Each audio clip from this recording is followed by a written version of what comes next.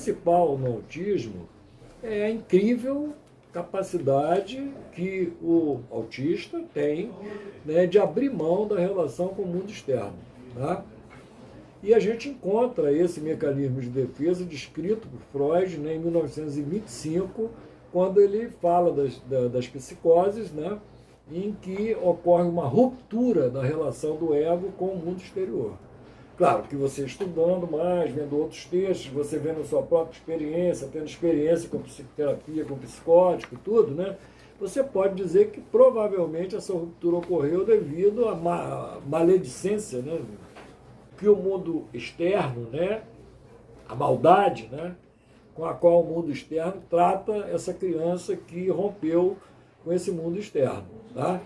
Então existe aí uma possibilidade de um excesso inaceitável, né, e insuportável de pulsão de morte nas relações interpessoais e que a criança, aí depende do freguês, né? Se a criança for muito inteligente, tiver capacidade de acima da média de perceber padrões, né, de conduta, para prever, né, fazer previsões do que vai acontecer se ele entrar afetivamente na relação com aquela mãe, né, com aquele pai, com aquela vida ali, ele pode não querer. Veja bem, não é que seja culpa da mãe ou culpa do pai, mas assim, a própria vida, né, pode ser objeto de desprezo, objeto de medo, objeto de restrições radicais por parte de uma pessoa que não quer viver esse trabalho, essa trabalheira toda que a vida é. Então, o que a vida é? O que a vida psíquica é? Segundo as descobertas da psicanálise, segundo a minha experiência também, se eu estou aqui falando sobre isso é porque eu concordo com isso, eu percebi a mesma coisa também. Então, na minha experiência como psicanalista, né, o que a vida é um jogo, uma briga, né, entre a pulsão de vida e a pulsão de morte, tá? E a gente no meio como se fosse um requeijão branco desses aí, né, no meio de um sanduíche com pão de forma. Tá? Então, uma banda do pão de forma é a pulsão de morte, outra é a pulsão de vida, e a gente no meio para ser devorado, né, por Cronos aí, em uma questão de tempo. Podemos até dizer que estamos sendo devorados por Cronos enquanto isso, né, até que a gente morre. Tá? Eu posso não querer viver isso aí. Essa é a proposta do autista. Né? Ele não entra na relação interpessoal. Então, a principal característica do autista, do esquizofrênico e hebefrênico, cujo sintoma principal é o autismo também, né?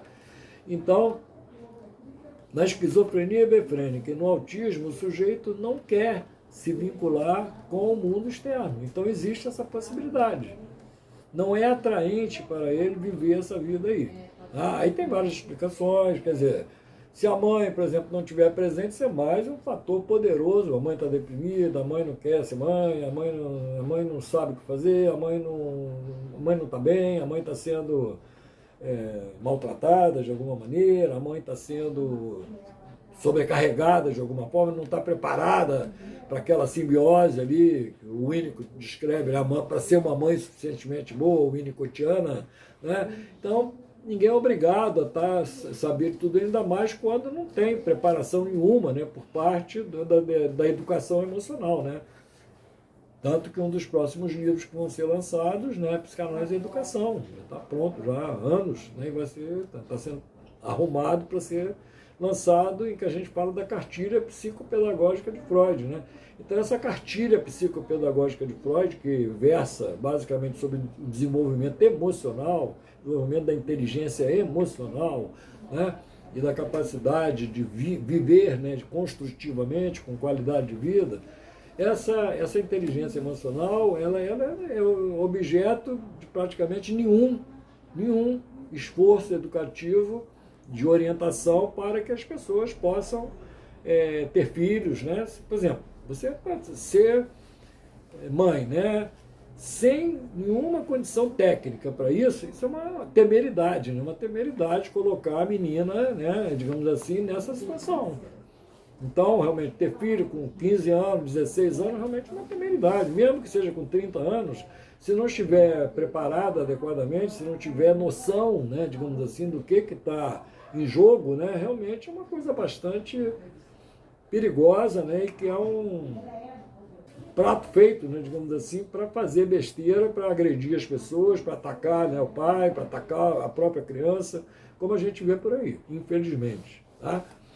E fora, né, digamos assim, o convívio com pessoas que não evoluíram, que não estão com o desenvolvimento da libido completo, né, e que vão agravar a situação da criança com torturas mentais aí, como obrigá-la a participar de processos de pedofilia, né, de obrigar a criança a acreditar que é obrigada, aquela criança é obrigada a bater metas impossíveis. Parece até esses bancos aí que fazem com os funcionários aí, como a gente atende aí, né? Fica criando, né, digamos assim, métodos, maneiras de torturar o indivíduo, desrespeitando completamente os direitos individuais e ignorando completamente o direito do trabalhador de gostar do seu trabalho, de procurar fazer, de ser estimulado a desenvolver um amor pelo seu trabalho. Lembrando, né, que a coisa mais importante para a sobrevivência de um indivíduo é o trabalho dele, principalmente nós homens, né? O homem tem que trabalhar. A mulher ainda pode ajudar e cuidar dos filhos, que é um trabalho realmente pouca gente consegue fazer bem, que é lamentável, né? Se nós próprios percebemos que nós, enquanto crianças, não tivemos a ajuda que a gente precisaria ter, né, que seria o cumprimento da cartilha psicopedagógica de Freud, nos ajudar a gente a ter amor próprio, autoestima, autoconfiança, ter uma boa noção, fazer um bom teste de realidade para poder não ficar aí delirando aí, se expondo aí, se submetendo ao sadomasoquismo para ser preso, para ser envolvido em brigas, em pendengas, né? Então, se a gente pudesse ter esse tipo de orientação, a vida seria muito melhor. No entanto, são pouquíssimas situações em que isso realmente pode acontecer, e é lamentável, então, que a psicanálise de Freud, que é capaz de fornecer isso de uma maneira segura, forte, né, seja atacada da maneira como ela é. Imperdoável esse ataque de todas as maneiras que é feita a psicanálise, desde que Freud, antes de Freud morrer, já começou isso, né? Se bem que ele vivo, ele chegou, deu o jeito dele lá, botou assim, não, peraí, isso aqui não é psicanálise não, isso aqui também não é, tal, vamos, cada um segue o seu caminho.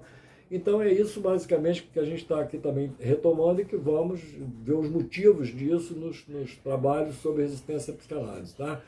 Surgiram muitas escolas de resistência à psicanálise que têm o nome de psicanálise. Tá? Então a gente vai precisar denunciar isso aí, porque o efeito vai ser a perda da qualidade do indivíduo humano, e com isso ameaça até a sobrevivência da espécie. Tá? Então, são poucas pessoas relativamente que conhecem a psicanálise, e a gente precisa esgotar, exaurir o estudo de Freud, que vai demorar séculos. Tá? Para compreender realmente o legado de Freud, são séculos de estudo, séculos. Tá? Então não é modificar a qualquer momento com qualquer ideiazinha que aparece, não. Tá?